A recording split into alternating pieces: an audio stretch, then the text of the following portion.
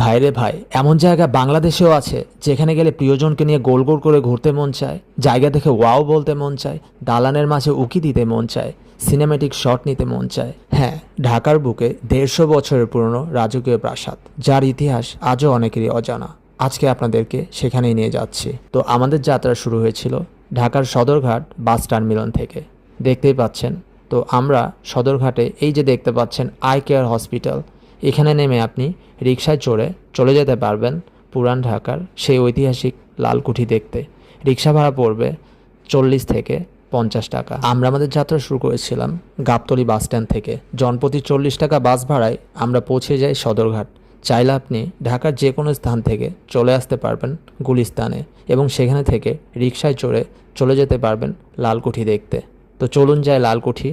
ভাইরে ভাই, চলে আসছি আমরা লালকুঠি।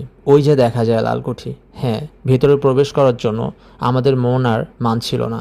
আমরা ভিতরে অবশেষে চলে আসলাম। হ্যাঁ, সবচেয়ে ইন্টারেস্টিং একটা বিষয় বলে রাখি, এখানে কিন্তু আপনি বিনামূল্যে প্রবেশ করতে পারবেন। তো চলে আসুন, দেরি কেন। আমরা ভিতরে প্রবেশ করছিলাম, তো বাইরে থেকে আগে লালকুঠির বাইরের দৃশ্য ধারণ করলাম, আর এর ইতিহাস যা অনেকেরই অজানা এবার বলবো আপনাদের। ভাবা যায় 1874 সালে ভারতের গভর্নর জেনারেল ও ভাইসরয় লর্ড নর্থব্রুককে আমন্ত্রণ জানানোর জন্য ঢাকার তৎকালীন নবাব ও জমিদার এই বিল্ডিংয়ের ভিত্তিপ্রস্তর স্থাপন করেন, এবং লর্ড ব্রুক ঢাকাতে 1874 সালে আসার পর তার হাতেই এই বিল্ডিংয়ের ভিত্তিপ্রস্তর স্থাপন করা হয়। মজার বিষয় হচ্ছে, লর্ড নর্থব্রুক যখন ঢাকা ছেড়ে চলে যান, তার দীর্ঘ 5 বছর পরে এই বিল্ডিংটি অর্থাৎ লালকুঠির কাজ একদম সম্পন্ন করা হয়। কিন্তু যার উদ্দেশ্যে অর্থাৎ লর্ড নর্থব্রুকের উদ্দেশ্যে যে বিল্ডিংটি বানানো হয়েছিল, সেটা আর তার হাতে উদ্বোধন করা সম্ভব হয় না, কারণ সেই সময় তিনি উপমহাদেশে ছিলেনই না। আর এই ইতিহাস আজও অনেকেরই অজানা। এতক্ষণ তো জানলেন এই রাজপ্রাসাদের ইতিহাস, এবার না হয় আপনাদেরকে বলি এই রাজপ্রাসাদের গঠনশৈলী নিয়ে। হ্যাঁ, বাইরে থেকে দেখলে মনে হতে পারে যে কোনো ইউরোপীয় রাজপ্রাসাদ, কিন্তু এর প্রতিটি খাঁজে লুকিয়ে রয়েছে মুঘল আভিজাত্য, ইউরোপীয় ভিক্টোরিয়ান রেনেসাঁস এবং মুঘল স্থাপত্যশৈলীর এক অপূর্ব সংমিশ্রণ ঘটেছে এই বিল্ডিংয়ে, যাকে বলা হয় অ্যাংলো ইন্ডিয়ান স্টাইল। তাহলে এবার জানাই এই বিল্ডিংয়ের নামকরণের রহস্য। হ্যাঁ, টকটকে পোড়ামাটির লাল রঙের ইট দিয়ে এই বিল্ডিং তৈরি করা হয়েছে জন্যই এর নামকরণ করা হয়েছে লালকুঠি। তো পর্যটকরা আসলে ঠিক এভাবেই এখানে ছবি আর ভিডিও ধারণ করতে ভুল করেন না। আর এত সুন্দর বিল্ডিং দেখলে আসলে যে কারোই মন ভালো হয়ে যায়।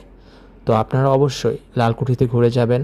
আর এই যে দেখতে পাচ্ছেন লালকুঠির অপর পাশ, ঐতিহাসিক মুহূর্তকে স্মরণীয় করে রাখতে আমরা দুজনও আমাদেরকে ক্যামেরাবন্দি করে রাখলাম।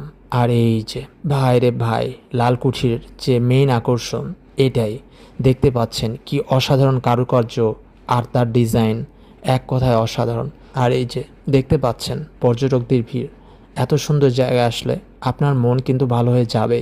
আর এখানে আসলে কিন্তু আপনি অবশ্যই ডিএসএলআর ক্যামেরাও পেয়ে যাবেন, যারা আপনার ছবি তুলে দেবে।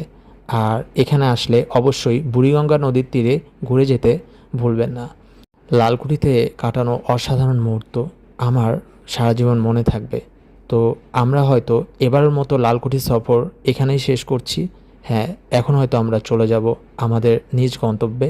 তো আশা করি লালকুঠির এই ব্লগ আপনাদের অনেক ভালো লাগবে। তাহলে এবার আপনাদের পালা, তো দেরি কেন, ঘুরে আসুন অসাধারণ সুন্দর এই ঐতিহাসিক স্থান লালকুঠি। সবাই ভালো থাকবেন। আল্লাহ হাফেজ।